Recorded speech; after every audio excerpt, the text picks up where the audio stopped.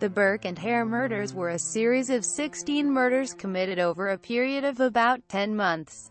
In 1828 in Edinburgh, Scotland, the killings were undertaken by William Burke and William Hare, who sold the corpses to Dr. Robert Knox for dissection at his anatomy lectures. Edinburgh was a leading European centre of anatomical study in the early 19th century. In a time when the demand for cadavers led to a shortfall in legal supply, Scottish law required that corpses used for medical research should only come from those who had died in prison, suicide victims, or from foundlings and orphans. The shortage of corpses led to an increase in grave robbing by what were known as resurrection men. Measures to ensure graves were left undisturbed exacerbated the shortage. When a lodger in Hare's house died, he turned to his friend Burke for advice and they decided to sell the body to Knox. They received what was, for them, the generous sum of 7/10. A little over 2 months later, when Hare was concerned that a lodger suffering from fever would deter others from staying in the house, he and Burke murdered her and sold the body to Knox. The men continued their murder spree, probably with the knowledge of their wives. Burke and Hare's actions were uncovered after other lodgers discovered their last victim, Margaret Docherty, and called the police. A forensic examination of Docherty's body indicated she had probably been suffocated, but it could not be proven. Although the police suspected the men of other murders, there was no evidence on which they could take action. An offer was put to Hare granting immunity from prosecution if he turned King's evidence. He provided the details of Docherty's murder and confessed to all 16 deaths. Formal charges were made against Burke and his wife for 3 murders. At the subsequent trial, Burke was found guilty of 1 murder and sentenced to death.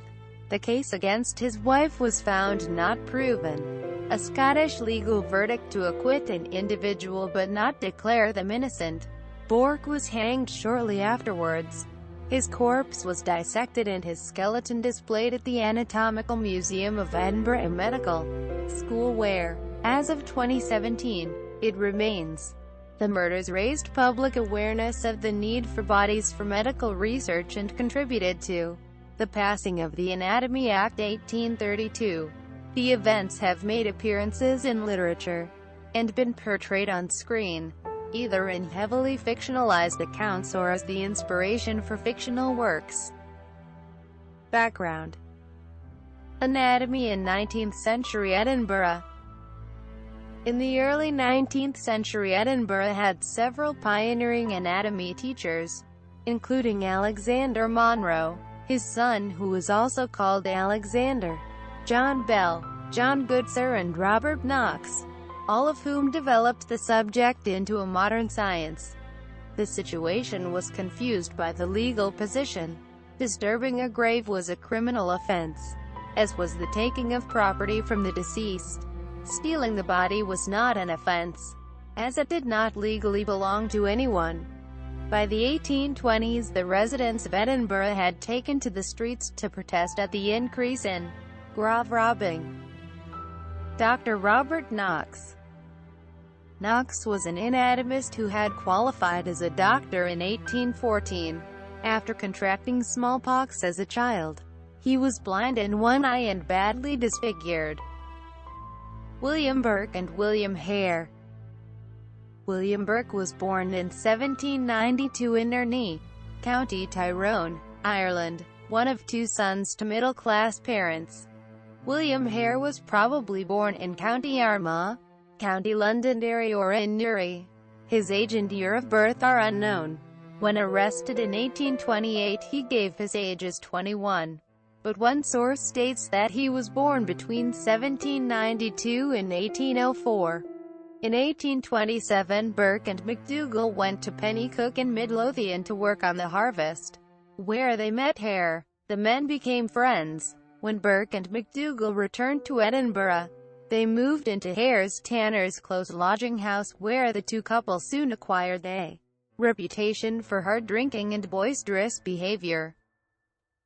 Events of November 1827 to November 1828.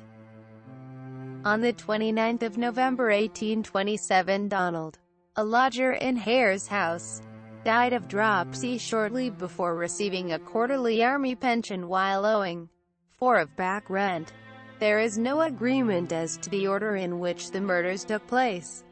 Most of the sources agree that the first murder in January or February 1828 was either that of a miller named Joseph lodging in Hare's house, or Abigail Simpson, a salt seller. The order of the two victims next after Joseph is also unclear. Rosner puts the sequence as Abigail Simpson followed by an English male lodger from Cheshire. Burke met two women in early April, Mary Patterson, also known as Mary Mitchell, and Janet Brown, in the Canongate area of Edinburgh. At some point in early to mid-1828, a Mrs. Haldane, whom Burke described as a stout old woman, lodged at Hare's premises. After she became drunk, she fell asleep in the stable. She was smothered and sold to Knox. Burke and Hare murdered two lodgers in June, an old woman and a dumb boy, her grandson, as Burke later recalled in his confession. On the 24th of June, Burke and MacDougall departed for Falkirk to visit the latter's father. Burke knew that Hare was short of cash and had even pawned some of his clothes. When the couple returned, they found that Hare was wearing new clothes and had surplus money. After he was asked, Hare denied that he had sold another body.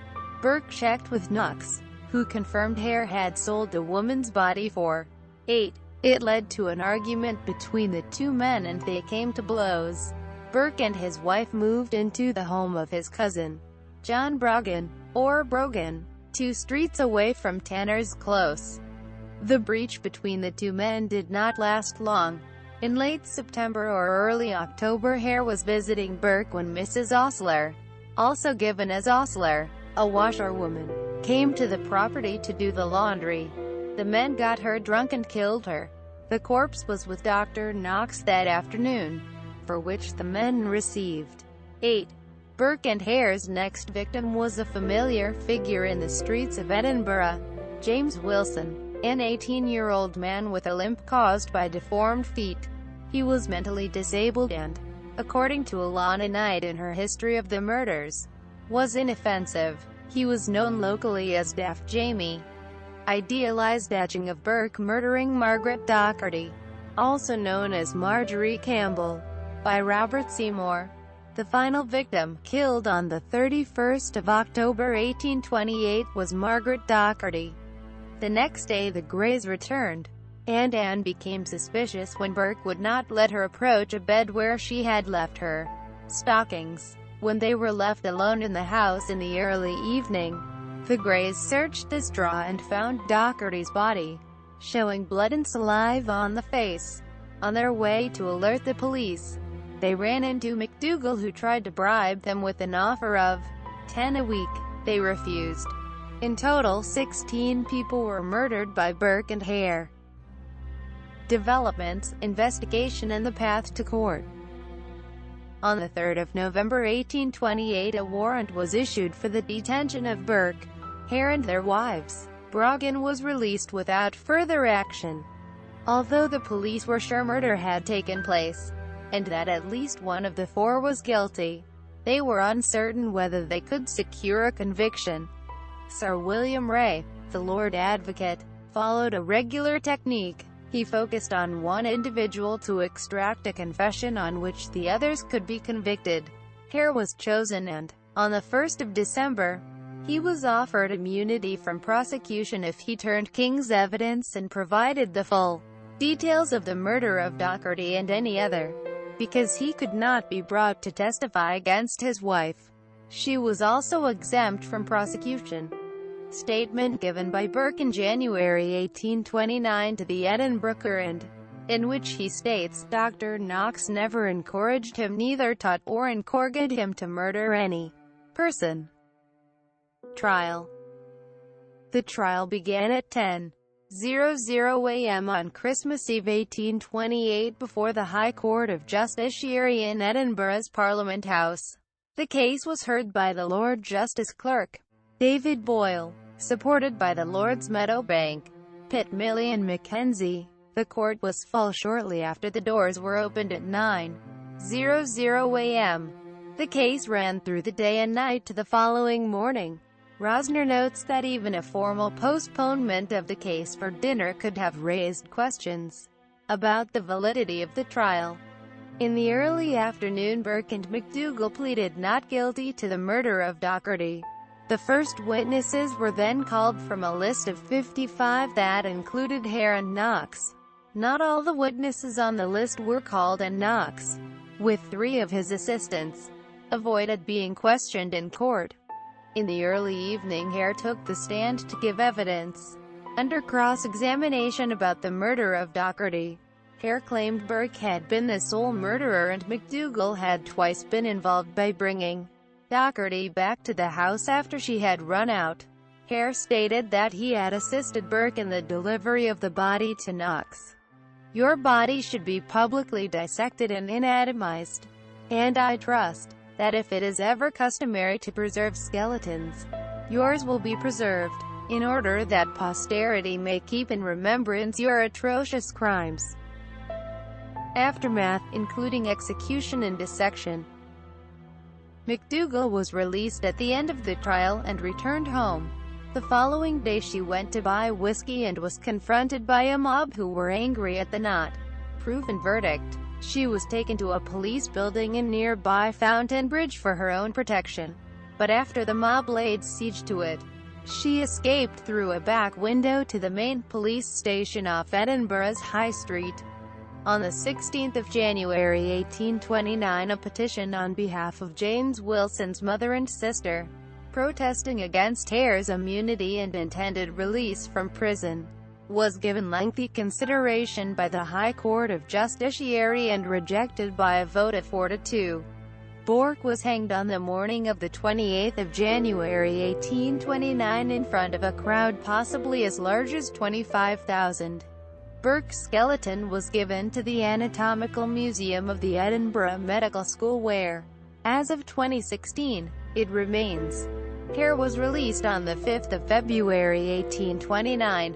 His extended stay in custody had been undertaken for his own protection, and was assisted in leaving Edinburgh in disguise by the mail coach to Dumfries.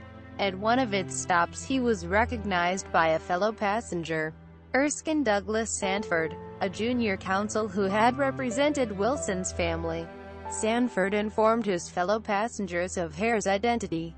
On arrival in Dumfries, the news of Hare's presence spread and a large crowd gathered at the hostelry where he was due to stay the night.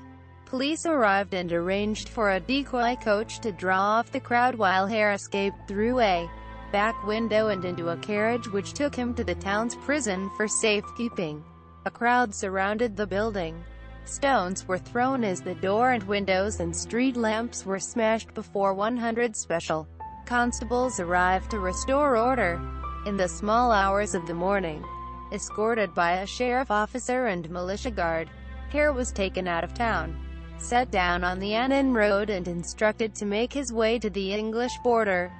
Knox refused to make any public statements about his dealings with Burke and Hare. The common thought in Edinburgh was that he was culpable in the events. He was lampooned in caricature and, in February, a crowd gathered outside his house and burned an effigy of him. Legacy. Legislation. The question of the supply of cadavers for scientific research had been promoted by the English philosopher Jeremy Bentham before the crimes of Burke and Hare took place. The murders committed by Burke and Hare raised public awareness of the need for bodies for medical purposes, and of the trade that doctors had conducted with grave robbers and murderers. The East London murder of a 14-year-old boy and the subsequent attempt to sell the corpse to the medical school at King's College London led to an investigation of the London Burkers, who had recently turned from grave robbing to murder to obtain corpses. 2 men were hanged in December 1831 for the crime. A bill was quickly introduced into Parliament, and gained royal assent 9 months later to become the Anatomy Act 1832. In media portrayals and popular culture, The events of the Westport murders have made appearances in fiction. They are referred to in Robert Louis Stevenson's 1884 short story, The Body Snatcher, and Marcel Schwab told their story in the last chapter of Imaginary Lives.